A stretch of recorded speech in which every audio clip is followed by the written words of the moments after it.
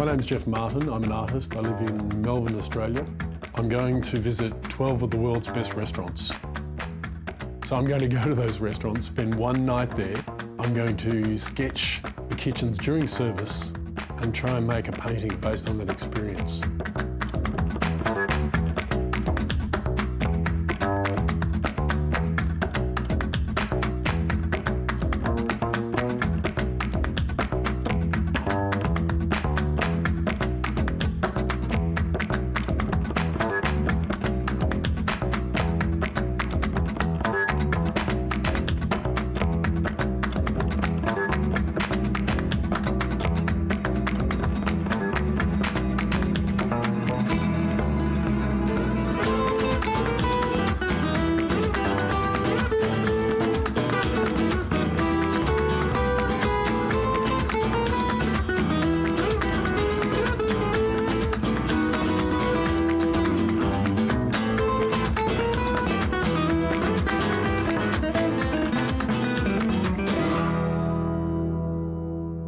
We've come all the way to Copenhagen, Denmark, from Australia, just to visit the world's #1 restaurant.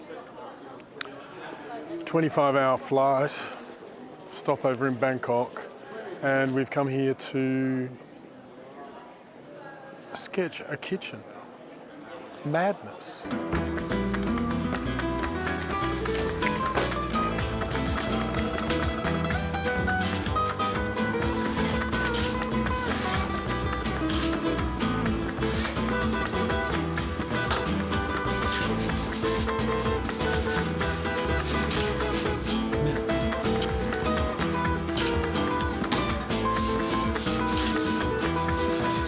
My name's Jeff Martin. I'm an artist. I live in Melbourne, Australia, and I have a background in hospitality.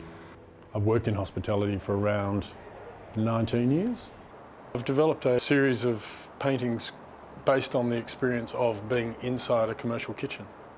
There's something fascinating about what these guys do. They produce incredible food. They're artists as well. They're putting food on a plate, putting it in front of a consumer that will judge them immediately. It's a lot like what I do, but my work hangs around for a lot longer, whereas their livelihood depends on them performing every night. They need consistency and continuity in their work, and they're being judged constantly. I know how to contact the right people, how to get into the kitchens, but most importantly, I know when I'm in a kitchen where to stand and where not to stand. How to be there, but not be in the way, and not affect service. When I first came up with the idea of back of house, I needed a gallery, an appropriate gallery to show the exhibition in. I went to see Rob Gould of Gould Galleries in Melbourne, and we went out for a coffee, just to have a chat. And all I was really looking for is advice. And he said to me, why don't we show it at Gould? And I nearly fell over backwards. The first and foremost thing is that the quality of the art's there, because I won't put my name behind anything that I don't have confidence in. And if the art didn't stack up, no matter how good a concept it was, I wouldn't have been handling it. What started as a really small idea in Melbourne, with 15 of Melbourne's best restaurants exhibited alongside the Melbourne Food Festival, was so well received I decided to take it to Sydney. So followed the same formula, going to restaurants like Key and Tetsuya. We've been looking at Tetsuya and the phenomenon that he is, and his fine dining impact, I think, on Australian fine dining generally over the last 20 years. And we've been thinking about how it would be best to document that impact that he's had. So when we did see Jeff's painting, we were very excited. It's occurred to me that I'm actually capturing a moment in time. So what I'm doing is a snapshot of a moment. I think we were very attracted to this work because it's an unknown place. It's an unknown place of creation that not many people get to. And that brings us here today. We're about to start Back of House World. The San Pellegrino World's Best Restaurant 2011 is Noma. Every single person in this restaurant, including myself, knows that we are part of a little special thing. You're an artist. The list is an extraordinary powerful marketing tool that fills your restaurant instantly. If you're on that list, you're full. Full stop. I'm not going to restaurants solely because of their ranking. I'm going to restaurants because of varying locations, cultures, and interest of cuisine. I want to mix it up. You know, I'm not going to go and do 25 of Paris's best restaurants at the moment. I would love to do a restaurant in Moscow. There's a restaurant in Moscow which is in the top 100. It's also another cultural experience, and that's what I'm trying to do.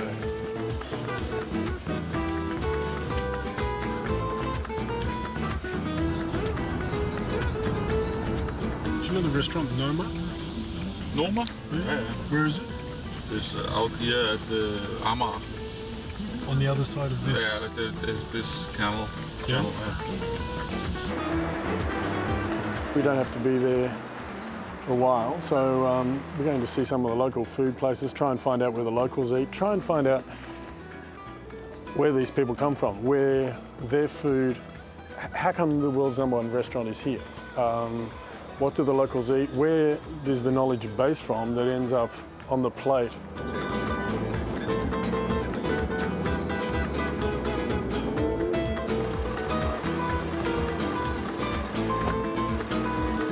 Apparently this is the oldest restaurant in Copenhagen, and it feels like what I'd expect to taste, you know, European food. There's lots of potatoes and cabbage and pickles. It feels like it's got a lot of heritage. Hans Christian Henderson used to eat here. My name is Mette. Mette? And this is my husband, Stig. And he's the one Stig? He's not a race car driver. No, not as far as I know. Okay. I've been told about this bread that is kind of the cornerstone of Danish food. It's this dark rye bread. I won't even try and pronounce the name, but it's a vehicle for lots of other fresh ingredients. And this is quintessential Danish food. My favorite open-faced sandwich is the one we call told and snapsomad, and it's with boiled potato, boiled egg, a little bit of homemade mayonnaise, and a pickled herring on the top. It's funny to think you can have a spirit during lunch. This little shot glass of something that's flavoured with walnut or the like. It's actually my husband that makes the akvavits, and he will go out in the nature and pick all the different kinds of herbs and tree leaves and whatever he uses. Even though you're in the center of Copenhagen, the forest is not that far away. So you can just go out there and pick whatever you like. I'm off to meet Christian, who used to work at Noma. René is so supportive of the concept of people expanding on this Nordic cuisine idea. Be interesting to see what Christian's interpretation of that is. I think the most important thing that Noma and the foraging food movement have done is that it makes people understand, people that live in the city, that food comes from the ground, you know, and they can walk in the park and they can see things that they know that they can actually eat. I think that's very healthy, you know, for children to be able to understand. So everything is not something wrapped up in plastic from a supermarket. It's about fresh produce, and it's about how it's executed, and it's about what you do with it, how you do it, how cleverly you do it. The reason you're dining in the restaurant is in order to see how one person perceives an ingredient and how they deliver that ingredient to your plate. So they're telling you a story. We're in the expensive strip, and I just, out of curiosity, jumped into Louis Vuitton and Max Mara and a few others and said to the managers, do you think Noma's made a difference to your business with its world ranking? And without a doubt, they both said yes. We had some guests from, I think they were from Saudi Arabia and Lebanon. Not guests that we usually host here. And they were sent here from Noma, and they had told them, you have never been to Copenhagen if you don't have open-faced sandwiches, taller snaps. And we were just so honored. People fly into Copenhagen just to eat in the restaurant. They wait forever to get in, and then they feel so good about being here, they spend money. In Copenhagen, there's been a lot of positive change on the dining scene because it has created its own identity, which it didn't have before. Now it's become much more Nordic, much more local, which is obviously very good. But also I think in terms of going out, people start to understand that it's interesting to try some food that has some personality. Coming from another culture, René hasn't spent his entire life in Denmark. He has fresh eyes, so he comes into a culture and he understands that culture, but he starts asking questions like, why don't we use berries from the forest? Why don't we use moss? There's something romantic about the notion of taking local cuisine, local stuff that you find, that you walk past every single day, and taking it into a fine dining restaurant. You're saying to people, this is growing right under your nose, and look what we can do with it. I can draw from memory, but it's never as good as when the eye sees something and the hand does something. There's an immediacy in that I can't explain what my hand's doing and why my brain tells it and how my hand interprets what my brain says, and I don't know. It just happens. I paint in colour, and my paintings sometimes are confusing, but for me this is the undercurrent. It's it's true. And if you can't do this, you can't do colour. You have to understand perspective, tone, before you can deal with colour. The reason I draw in ink and not pencil is because it can't be removed, it can't be undone, you can't rub it out. It's a permanent mark that is there, and that's it. So once you make a mark, you've made a mark. And there's no such thing as a wrong mark. It's just light mark, dark mark, and you add to it. So I build up my drawings. These are the pictures that I want to see. I love these. I love Jeff's sketches. I reckon they're worth much more than the paintings. No, that's not an insult. I just love them because they're very honest. This badly dressed woman, poor posture.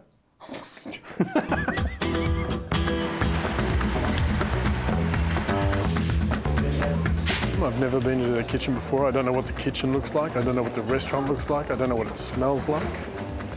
So we're going to find that out.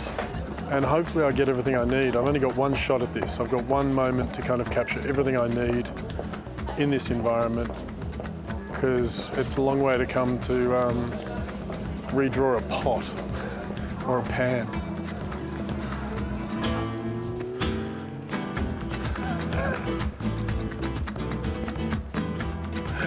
In Noma. Oh. What I'm trying to do with my paintings is capture a moment. People go in and photograph kitchens all the time and film things.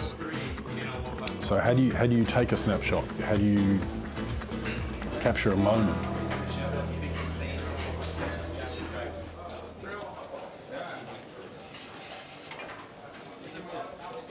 I'm standing there trying to capture the layout. I'm trying to work out how I'm going to fit onto the canvas. The movement doesn't happen until that core moment where we get past the entrees into the main course, and everybody is so focused on what they're doing, they're not looking at me, and they haven't got the energy or time to even remember that I'm there. It's a beautiful moment when everybody's so busy doing what they do anyway, focused on something else, that you can be almost invisible. There's some European squeeze bottles that we don't have in Australia. There's ladles I haven't seen. Of course, they're all cooking with Le Creuset pot. And I make notes. Here I've said door right-hand side of kitchen, clock above. Black pants, black shoes, silver buttons on the white jackets with short sleeves, brown aprons. Do you want 2 eggs, please?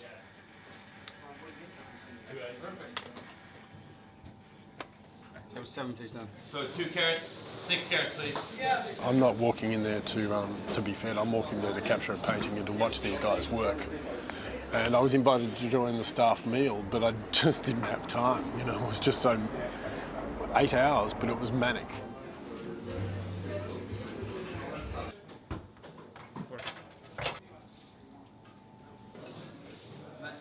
One of the things I really want to capture with this painting is something that I can't avoid or hide, and I can see it so clearly that everybody in this restaurant is not only vital to getting that plate on the table, they also not only love what they do, and there is a figurehead in the restaurant, everybody recognises René, but every single person in that restaurant has a vital role and is loving their job.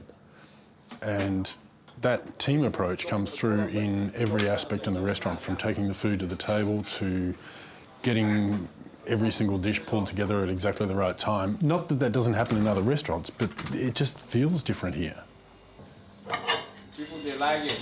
They love it. It's almost they eat all. Almost all is gone. Plates? Yeah, I put it in. I just don't sense that it's not a complete team. Right down to the dishwasher, right through to the person that is upstairs cleaning the seaweed. Everybody has to do their job, and it feels like everybody's job is just as important as the next person's. We're not even halfway through service. It's only coming up to 8 o'clock.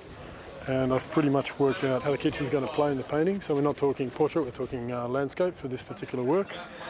And then I've worried about where chefs are in the positions, individuals. I was more involved in the rugby style tackle of each dish because they were so labour intensive with the way they put the pieces together. When they needed to plate up, it was heads down like a scrum. It's a scrum, it's so violent.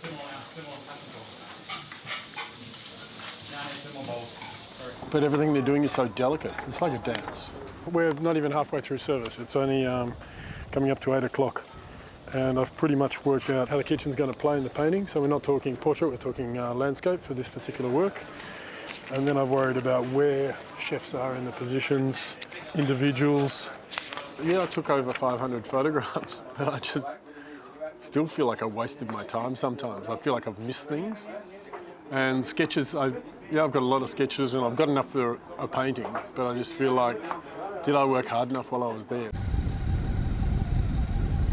I made a decision very early on to use the best quality products, whether it's canvas or paint, and stick to that. And it was a very expensive decision. And at first, when you're standing in front of a canvas that you've paid $600 for, it's a bit nerve-wracking to make those first marks. And then once you get over that and you've been doing it for years and your prices increase, it becomes a cheaper component or a cheaper ingredient in that recipe. What I've done is I've chosen a particular size canvas, and for continuity's sake I'm going to stick to that canvas. And then I walk into the kitchen with that information in my head. So I know I've got constraints of this particular size, whether it's portrait or landscape is the only real variation. It's about how I interpret the space given those constraints. Welcome to Noma. Wow. And this is beautiful, isn't it? We've captured that. You loved it, you can tell. Look at the detail. You got lots of little pots and squidgy bottles and... What I love is he makes sure that at any one service, everybody gets a chance to take something to a table. It's nice, isn't it? And it forces the interaction and actually the share. Well, you remember when you went front of house? Yeah, well, it's a big shock, isn't it? And most chefs don't know how to deal with it. And to be honest, it's all part of I think the problem with chefs, and as I've got older, I've realised it, there's a disconnect between what you're doing in the kitchen and what happens out in the dining room. You can come back in and say compliments from table 12. But also the relay of the detail until you from see somebody waiter. going, that's fantastic. Yeah. And then you suddenly get more pride in your work.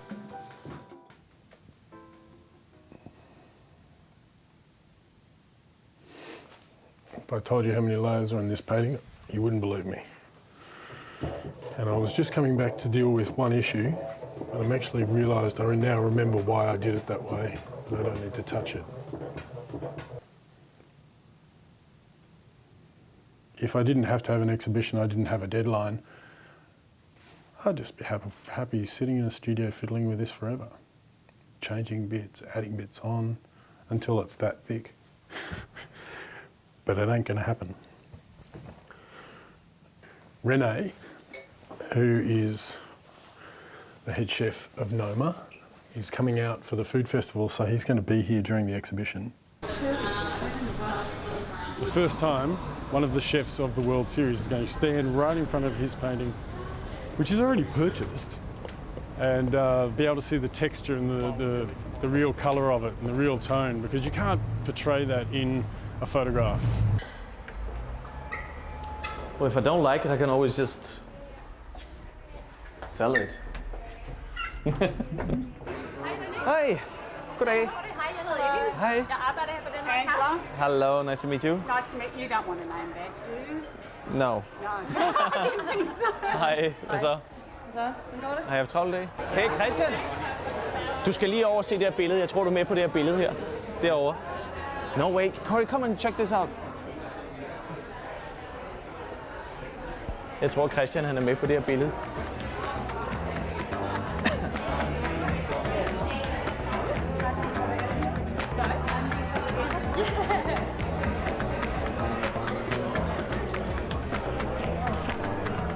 Which one's you? Which one's screen? I think this is me. I think it may be 10 years ago. Renee's looking at the painting. I've got to go and sell it. Wow, man. How are you? What do you think? It's much bigger than. I love it. I didn't realize it was this size. Do you like the boots? I think it's And the fucking beans? smashing. I like this character down here. Who is that? I don't know, but I wanted to play with the angles. But for me, this is like, it's like a testament to that it actually happened. Do you get me? That the restaurant actually happened. Or in a newspaper article is one thing. It's like with the same with the book. The book is something. It exists. It exists. It's tangible. Yeah. So does this. That exists. That's a That exists compliment. forever. I like So that. I'm really happy about it. This snapshot of a special moment, the distill of this day. Nadine, this is the artist, Jeff. I'm Jeff. Hello. Nice to meet you. Likewise. So when the restaurant has gone bankrupt in a few years, we actually have to put this in our home. So we need a bigger home now as well. You need a very big one. What a way to start. When you're visiting the world's best restaurants and you start at number one, where do you go from here? You go to a culture where you don't know what to expect. The restaurant's in Little Town Square, right in the middle of this town. Then I'm off to the Netherlands and then Paris.